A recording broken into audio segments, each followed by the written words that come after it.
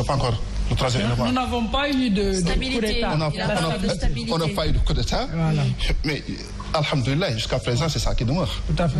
Donc, moi, je voudrais bien que quand les gens vraiment font des déclarations comme ça intempestives, qu'il y a un recul démocratique au Sénégal, qu'on me dise, écoutez, il y a 5 ans, il y a 6 ans, il y a 10 ans, on investissait comme acquis. 10 ans après, on l'a perdu. Personne. Et ça, je mets à défi. Personne ne peut venir nous dire aujourd'hui, voici une situation meilleure qu'on connaissait dans la gestion démocratique de ce pays-là, et que 10 ans après, sous le magistère du président Macky Sall, ça, on l'a perdu, ça n'existe pas. Alors, il a soulevé un point aussi important, la séparation des pouvoirs. Qu'en est-il aujourd'hui de cette séparation des pouvoirs? La séparation des pouvoirs. Vous savez, moi, je suis de ceux qui pensent qu'il faut que les gens soient réalistes. Il n'y a aucun pays au monde, et ça, vraiment, je le crie tout haut, il n'y a aucun pays au monde où il y a une absolue séparation des pouvoirs. Si j'exclus le pouvoir judiciaire, si je l'exclus, le pouvoir législatif et le pouvoir exécutif, mais dans tous les pays du monde où l'exécutif ne peut fonctionner qu'en ayant une majorité au niveau du pouvoir législatif, donc soyez raisonnable. On ne peut pas aujourd'hui nous parler d'une séparation absolue entre au moins le pouvoir législatif et le pouvoir exécutif. Ça, pour moi, c'est une chimère. Et le pouvoir judiciaire dans tout ça? Non, maintenant, le pouvoir judiciaire. Vous savez, il n'y a aucun pouvoir, pour moi, qui peut être totalement indépendant ou totalement autonome dans un pays. Aujourd'hui, nous avons un pays qui a été catégorisé comme étant le centre de la démocratie. Je crois que, pour ne pas citer les États-Unis d'Amérique, tout le monde voit qu'il est extrêmement difficile. La preuve, quand il faut élire les membres de la Cour suprême, mais les gens parlent vraiment de couleur politique. N'est-ce pas? Tendance républicaine, tendance démocratique. Donc ça veut dire que aujourd'hui, maintenant, comment les gens devraient faire pour que chaque citoyen ait confiance en sa justice, et lorsqu'il y a un problème donné, que les gens aient le courage et aussi la promptitude à aller sans problème devant la justice de leur pays. Ça, je suis entièrement d'accord qu'il y a des choses aujourd'hui à améliorer. Mais encore une fois, moi, Wali Fall, et ça je le dis ici, je ne vois pas dans un pays où les 3 pouvoirs sont totalement indépendants, ça n'existe pas. D'accord. Alors justement, je me retourne vers vous, Abdoulaye Ba, expert en communication. Alors en tant qu'expert, comment analysez-vous cette question de la démocratie ici au Sénégal? Je vous remercie, Néné. Tantôt, je vous ai entendu parler de 102 universitaires qui ont écrit, je ne sais pas qu'est-ce qu'ils ont écrit. Oui. Ils ont parlé de la chute de l'état de droit. Voilà, la chute de l'état de droit. Bon, je pense qu'ils auraient dû dire que l'état de droit s'améliore un peu au Sénégal. Parce que vous savez, la démocratie se construit chaque jour que Dieu fait. C'est le démos et le kratos. Elle se construit chaque jour que Dieu fait. Parce que nous avons en face de nous des êtres humains avec des comportements et des caractères. Nous avons en face de nous aussi une république. Il ne faut pas confondre la république avec la démocratie. C'est une construction permanente. Et nous avons eu la chance au Sénégal d'avoir, dès le départ, avec le président Senghor et toute la classe politique, dès le départ, nous avons eu la chance d'avoir des gens qui ont su gérer la chose publique avec intelligence. Et puis, en accointance avec l'armée, parce qu'aujourd'hui, nous pouvons être fiers de notre pays. On n'a jamais eu de coup d'État. La seule fois où on a parlé de coup d'État, c'est en 1960. Et là, il y a beaucoup de points d'interrogation. En 1960, il courait des bruits comme quoi les gens veulent faire un coup d'État au Sénégal, mais on n'a pas encore vu un seul soldat d'or.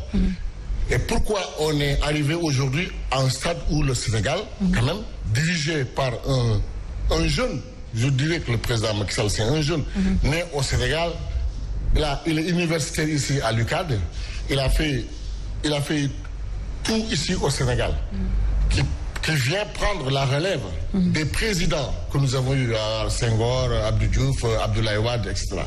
Et qui aussi a su, d'une manière intelligente, gérer le pays, ou dans un pays où la paix sociale, elle est là, quand on dit qu'il y a la paix sociale, parce que tout simplement, au Sénégal, on n'a pas de problème de bagarre ethnique et autres. Allez-y dans les autres pays, vous allez être étonnés.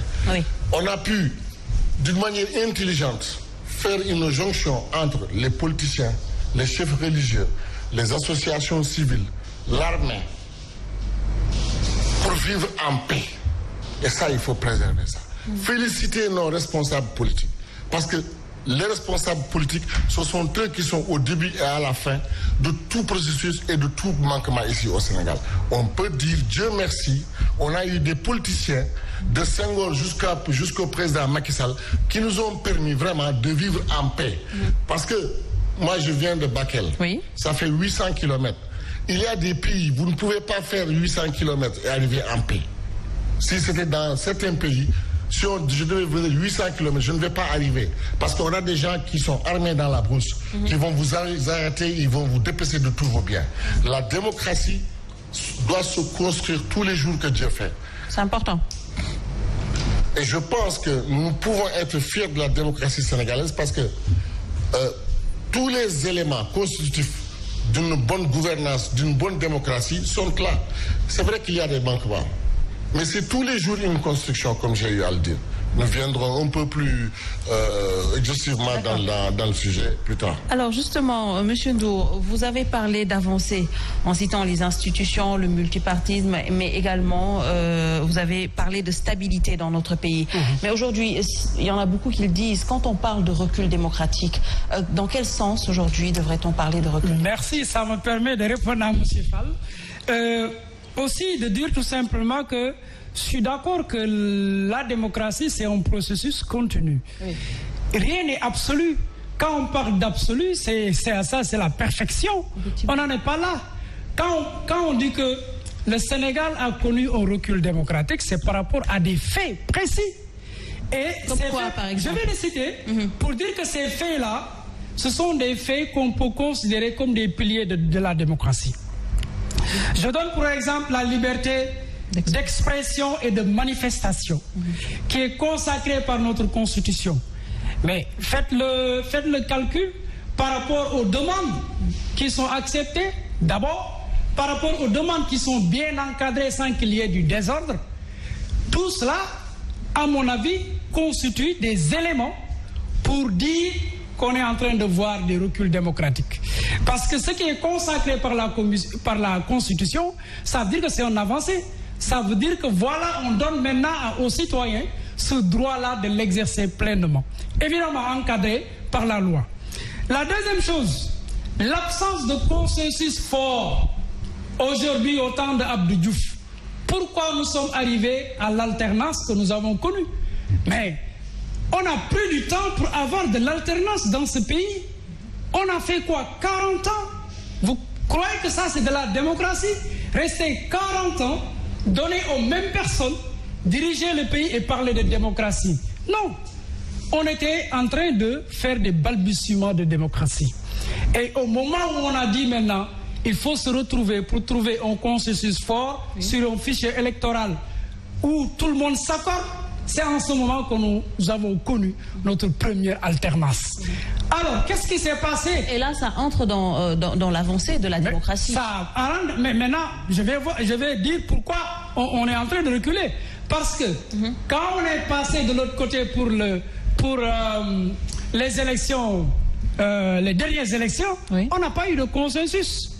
On n'a pas eu de consensus. Et jusqu'au moment où je vous parle, on a ce dialogue politique et ce dialogue national qui avait pour objectif aussi de trouver ces consensus forts-là. Et ces consensus forts-là, pour moi, ce sont des éléments, des piliers de notre démocratie. Alors, ce que vous dites, on l'a noté avec le régime peut-être du président de la République, Macky Sall. Alors, qu'est-ce que vous voulez dire ou bien je vous pose cette question, le président de la République fait-il avancer ou reculer la démocratie? Mais si on parvient à trouver un consensus fort jusqu'à faire une alternance, et on n'en trouve plus, qu'est-ce que cela signifie? Les téléspectateurs peuvent trouver leurs propres conclusions. Mais est-ce que ce n'est pas dans ce sens qu'il a appelé au dialogue pour justement essayer de trouver un consensus? Voilà, mais justement quoi? S'il n'y a pas de consensus, ça veut dire qu'il y a un blocage quelque part. Qu'est-ce qui fait ce blocage-là? On ne peut pas chanter la démocratie sénégalaise juste en se en se comparant à des pays qui ont connu la guerre civile, qui ont connu des atrocités. Non, moi je ne suis pas d'accord. On se compare aux pays qui ont des institutions, qui fonctionnent et qui sont dirigées par des personnes qui sont imbues de valeurs, d'éthique et de professionnalisme. Je n'ai pas fini, hein. Et pour dire tout simplement, aujourd'hui, on est dans une question que personne ne peut répondre, à laquelle personne ne peut répondre, c'est le problème du troisième mandat. Pourquoi? Si vraiment on est en démocratie, ça veut dire quoi? Ça veut dire que les règles du jeu doivent être claires et précises pour tout le monde. Il ne doit pas y avoir d'embâche ni de doute pour savoir est-ce qu'il va le faire, est-ce qu'il ne va pas le faire, est-ce que la Constitution est claire? Oui, la Constitution est claire. Mais quand on n'interprète pas l'esprit de la Constitution, c'est là où il y a problème. Et je dis, je suis désolé, mais ça, je considère que c'est du recul. Parce qu'on ne peut pas avoir de l'acquis pour dire que voilà, on a bloquer le mandat présidentiel et revenir pour en débattre. Pourquoi on doit revenir pour en débattre? Mais justement, là-bas aussi, c'est la grande question, parce que si on se fie aujourd'hui à la Constitution, c'est très clair, mais si on se rappelle aujourd'hui des propos du président de la République en décembre 2018, là aussi, on a notre réponse. Donc, comment justement évaluer ou comment justifier cela sur cette question du troisième mandat? Mais justement, parce que pourquoi les gens se disent c'est pas clair? C'est parce que ça fait objet d'interprétation. D'accord. Puisque ça fait objet d'interprétation. Je vous donne l'exemple des États-Unis. Je suis désolé, mais je vais donner ça. Parce que dans la Constitution des États-Unis, il y a des articles qu'on ne touche pas. Ok? Pourquoi? Parce que ça, c'est consacré. On n'est pas là pour débattre de cela. Mais il y a des choses, même quand on a fait la Constitution américaine, on a laissé des pages vierges pour dire les années à venir, il y aura des choses, des contextes qui vont amener à ce que l'on ajoute des choses. D'accord. Mais il y a des fondamentaux qu'on ne peut pas remettre en cause. D'accord. Alors, je vais revenir vers vous. Je sais que vous n'avez pas fini d'analyser, mais justement, M. Fall, quand on parle aujourd'hui de liberté d'expression, quand on parle d'absence de consensus, ça également, c'est un coup dur par rapport à la démocratie. Écoutez, Nene, moi vraiment j'ai un problème, quoi. Quand les gens... C'est quoi le problème? Non, mon problème c'est il faut que nos intellectuels arrêtent de faire pour moi des affirmations gratuites. Tout à l'heure, je vais reprendre M. Nour qui dit qu'au vu des données, n'est-ce pas, détenues, aujourd'hui il y a moins d'autorisation de marche au Sénégal qu'auparavant.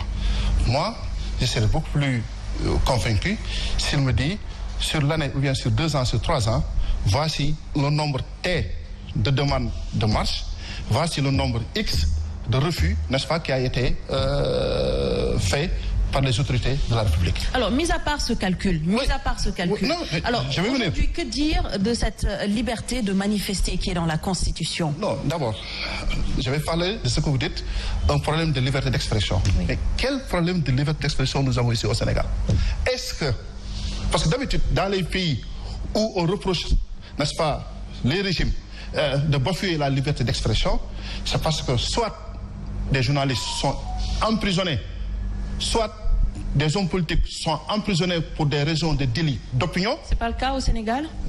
Est-ce que jusqu'à présent où nous parlons, il n'y a pas eu des journalistes qui ont été arrêtés par rapport à leur liberté d'expression? Ici au Sénégal, sur le régime de Macky Sall, donnez-moi un. Je vous pose la question. Adama Gaye n'a pas été arrêté? Il a évoqué justement cette liberté d'expression. Attention. Ça va parce que quelqu'un insulte tous les jours, même s'il a son statut de journaliste, encore qu'il n'est plus pratiquant journaliste, ça aussi il faut le reconnaître, qu'aujourd'hui, c'est ce qu'on reprocherait aux hommes politiques que nous sommes, c'est pas parce que nous sommes des hommes politiques que nous avons une immunité qui fait que plutôt, on peut dire tout ce qu'on veut, on peut faire tout ce qu'on veut, et demain, quand on devrait faire face à la justice, on met très vite en avant nos avis d'hommes politiques. Moi, je mets à défi de vous dire que sous le régime du président Macky Sall, il n'y a aucune personne, je ne parle même pas de journaliste, il n'y a aucun Sénégalais qui a été arrêté pour délit d'opinion. Maintenant, si vous confondez injure n'est-ce pas? Et alors, aussi, opinion, ça c'est autre chose. Il y a eu des exemples, il y a eu des activistes, je vous ai parlé de journalistes, il y a eu également des activistes, pour ne citer que le cas Assane Diouf, le cas Guy Marius Sagna, entre autres, qui ont été arrêtés pour des délits d'opinion. Non, attention. Entre autres. Non, attention. Non. Il y a des gens qui ont été arrêtés. Assane Diouf, il a été arrêté pour des injures publiques. Ça, c'est pas de l'opinion simple. Assane Diouf a été arrêté pour des injures publiques envers des personnalités et des personnes privées. Et ça, ces gens-là aussi, ils ont droit à la dignité, ils ont droit aussi à la préservation de leur image. Quand vous parlez de Guy Marius Sagna, la plupart du temps, lorsqu'il est arrêté pour trouble à l'ordre public, c'est pas une question de... Vous avez dit hier à la télé que Macky Sall est beau, Macky Sall est vilain, que les gens vous mettent en prison. Non, moi je crois qu'il faut que les gens soient sérieux dans ce pays-là. Néné. C'est vrai, comme ils disent, mieux vaut se comparer à ceux qui sont meilleurs que nous que de nous comparer avec ceux qui sont derrière. Mais ce dont je suis sûr aujourd'hui est que le Sénégal, n'est-ce pas, est sur une pente ascendante allant dans le sens de renforcer et de consolider la démocratie que nous avons dans ce pays. Maintenant, quand Ndour parle de consensus, c'est-à-dire il faut un consensus pour arriver à des alternances. Non. C'est pas parce que les hommes politiques... Comment ça? Attendez, j'ai dit non. J'ai dit non. Parce qu'aujourd'hui, qu'est-ce qui caractérise véritablement, n'est-ce pas, les clés d'une bonne alternance? Ce sont des élections libres et transparentes, avec une participation sans aucune entrave. Mais c'est dans ce sens qu'il parle de consensus.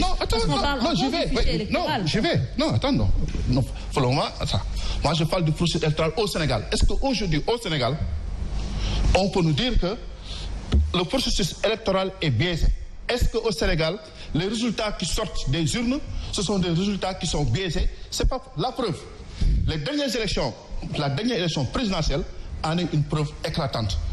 Le président Macky Sall a été réélu et ses opposants, ils peuvent avoir des comportements politiciens. Ils ont crié au scandale, hein? Non, attention, non, mais ils n'ont pas osé aller porter un contentieux devant les juridictions de compétence. Parce qu'en réalité, ils n'avaient rien à dire par rapport à la régularité des scrutins. Maintenant, c'est là où je vais terminer.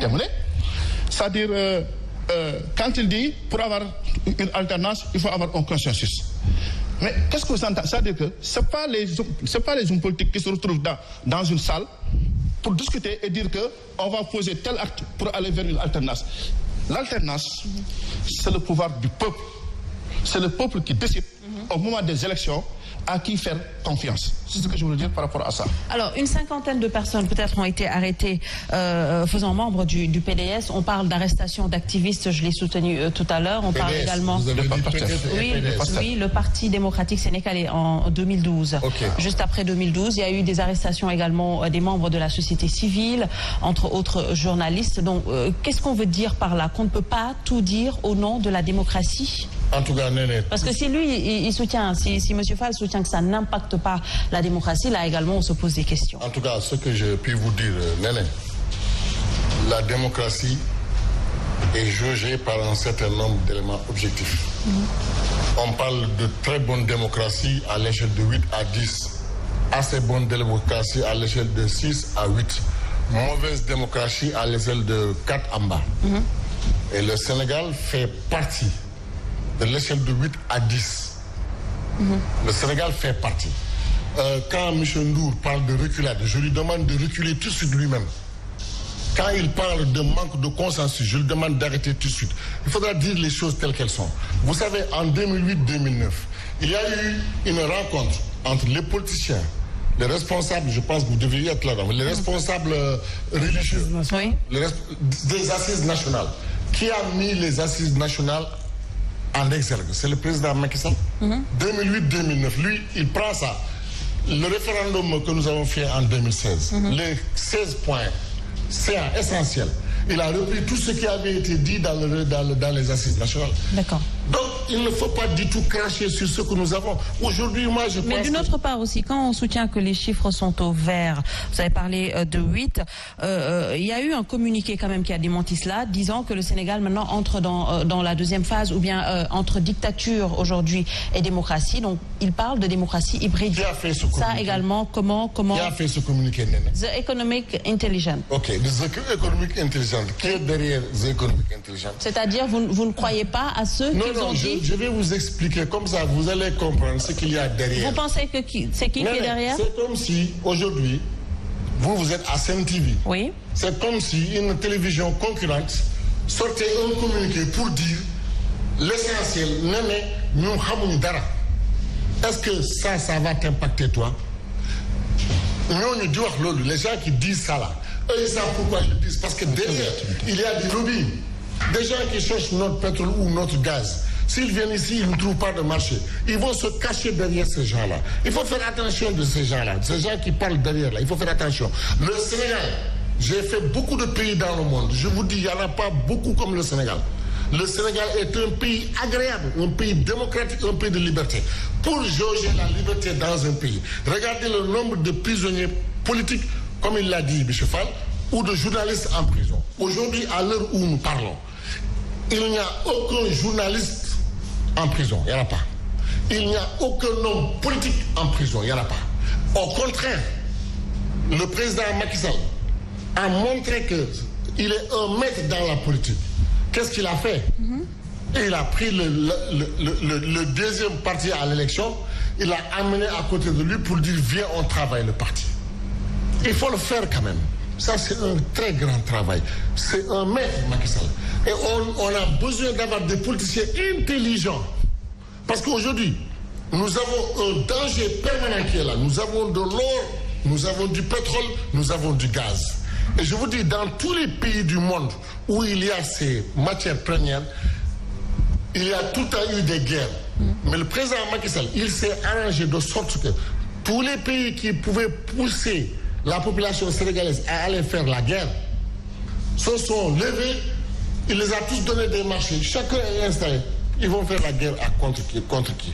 Nous avons besoin des gens comme Macky Sall. Pourquoi? Parce que la démocratie, comme j'ai eu à le dire tout à l'heure, oui. Ça se construit de jour en jour. Nous, la démocratie que nous sommes en train d'utiliser ici, ça ne nous appartient pas. On n'a fait que copier depuis le temps athénien au 5e siècle, même si ils ont eu, je ne sais pas si vous avez entendu parler du charte de Fougan, je ne sais pas quoi, malien là, la charte du Manding. Pratiquement tout ce que les Montesquieu et autres là disent, c'était là avant eux. Nous devons, nous, être fiers de ce que nous avons. Oui. Et aussi, je vous dis une chose, Monsieur Ndour, avec tout le respect que je vous dois, il y a tout le temps eu le consensus. Comment vous pouvez imaginer un président de la République qui vient d'être fraîchement élu avec un gros score de 58,%, appelle à des assises nationales de l'opposition? Il les a tous réunis, il a dit discutons, il n'y a aucun problème. Vous êtes d'accord avec moi? Il n'y a aucun problème au Sénégal. Et il appelle à un dialogue national. Il faut le faire quand même. Il faudra les choses positives, il faudra les souligner. Il faut dire que quand même, aujourd'hui, même s'il y a eu quelques couacs, par exemple, moi je regrette qu'on ait mis Khalifa Sall en prison. En son temps, j'ai fait une déclaration par rapport à ça. Khalifa Sall ne devait pas aller en prison. Mais c'est là la République. Ça n'a rien à voir avec la démocratie. C'est la République qui fonctionne comme ça. Et aussi, des insulteurs publics. Moi, par exemple, je ne vais pas vous parler de Hassan Diouf. Moi, j'ai entendu Hassan Diouf insulter le président de la République, son épouse, Youssou Ndour, etc. Si moi, j'étais au pouvoir, même si je dois violer la loi, Hassan Diouf, tous les matins, je l'amène en prison. D'accord. Alors, peut-être, quand on parle de démocratie, on parle également d'équilibre des pouvoirs. Alors, est-ce que cette règle déjà est respectée? Je vais revenir dans ça, mais quand même, permettez-moi de répondre un peu à ces deux interventions-là. Allez-y. Alors, pour le problème de consensus, puisqu'ils en ont parlé tous les deux, je n'ai pas dit que c'est le consensus qui amène l'alternance directement. Mais le consensus sur un fichier électoral garantit la transparence des élections. Mais vous pouvez faire des élections et gagner à 90%. à 90% et les gens ne sont pas d'accord. Mais on vous laisse gouverner. Le fait de dire, parce que le président a gagné avec beaucoup de suffrages et a appelé au dialogue, ça pose problème également. Pourquoi? Dans quel sens? Pourquoi ça pose problème? Parce que vous avez dit que les populations m'ont fait confiance. Ils ont fait confiance à mon projet. Oui. Et pourtant, ils avaient d'autres projets qu'on leur avait offerts. Ils ont laissé là-bas. Ils ont pris mon projet. C'est à vous maintenant de montrer ce que vaut ce projet-là. Ce n'est pas le moment de venir dire aux gens, venez, on va travailler avec ce projet. Non. Ce qu'on a vu dans des situations de ce genre, c'est ce qu'on appelle les gouvernements où il y avait l'union nationale. Oui. Parce que, conférence nationale, parce qu'on savait que soit on n'était pas sûr de ce qu'on offrait et que la population n'adhérait pas vraiment à ça, mais que plus ou moins vous avez gagné les élections. Dans ce cas de figure-là, ce n'est pas la situation. Si ces derniers ne sont pas allés faire leur requête au niveau du Conseil constitutionnel, ça les concerne. Mais ça, ce sont les politiques. Il ne faut pas jeter les citoyens. L'appel au dialogue aussi était salutaire, parce que justement, quand on appelle au dialogue, c'est parce qu'il y avait eu... il y avait un silence. Il y avait un silence. On n'a pas jubilé. À la sortie des élections, il y en a qui ont soutenu autre chose par rapport au fichier électoral. Donc c'était bien de les appeler au dialogue pour justement régler ce problème. Je suis d'accord pour régler ce problème-là, mais ce n'est pas pour dire parce qu'il y a consensus. Justement, on est en train de chercher un consensus. Et le consensus, pourquoi on le cherche? C'est parce qu'on veut garantir des élections transparentes. Mais écoutez, les citoyens ont leur mot à dire dans la démocratie. La démocratie est un processus d'humanisation de soi et de l'espace public. Donc ce n'est pas une affaire des politiques pour dire eux, parce que c'est eux qui sont les candidats, mais qui votent. Ce sont les citoyens qui votent. Et si vous prenez les membres des partis politiques, vous comptez leurs militants par rapport à l'ensemble des suffrages exprimés, mais vous allez voir nettement qu'il y a beaucoup de gens qui vont voter, mais qui n'appartiennent à aucun parti politique. Est-ce qu'on peut se baser aujourd'hui sur des points peut-être à améliorer pour dire carrément qu'il y a eu recul de la démocratie? Respect des règles du jeu. Compétir avec des adversaires en respectant les règles du jeu. Qu'est-ce qui s'est passé? Avant les élections, on a fait quoi? Parrainage. Oui. Est-ce que cette loi de parrainage-là était une loi où les gens ont dit oui, on a applaudi, ok, c'est bon, ça passe? Non, ça crée beaucoup de tollé dans ce pays. Beaucoup de tollé. Parce que les gens ont analysé comme quoi que c'était pour diminuer des adversaires politiques. Moi, je suis d'accord pour la rationalisation des partis. Ça, c'est important. Oui. N'importe qui ne peut pas se lever et dire voilà, j'ai un parti politique, pour après aller faire du yakale, comme on dit. Tu sais que tu ne peux pas y aller. Je vais aller avec le camp présidentiel parce que je sais au moins qu'on va me gratifier d'un petit poste. Mais le parrainage, c'était dans ce sens également de rationaliser les partis politiques. Je dis, c'est ça l'aspect positif qu'on peut retenir, c'est-à-dire la rationalisation des partis politiques. Mais dans la fonctionnalité de ce parrainage-là, le groupe qu'on avait choisi, où il y avait des religieux, la société civile pour voir ce parrainage-là. Mais techniquement, c'était impossible qu'on se dise la vérité. Comment ils se sont débrouillés pour faire de sorte qu'ils ont reconnu les signatures, il n'y a pas de doublons, etc. etc. Techniquement, ce n'était pas possible. Oui. C'est ce que j'appelle les règles du jeu à améliorer. Et ces règles du jeu-là, c'est de dire tout le monde peut compétir s'il remplit les critères. On ne dit pas qu'elle doit compétir parce que je pense que s'il doit compétir avec moi, je risque d'être ballotté ou pas. Non, je n'ai pas fini. Aujourd'hui, le président de la République, ça me permet de parler des assises. Moi, j'étais acteur des assises nationales. J'ai dirigé les assises nationales aux États-Unis, de bout en bout. Alors, pour dire tout simplement que quand vous dites le chef de l'État a fait son référendum pour appliquer les assises nationales, je suis désolé. Je suis vraiment désolé.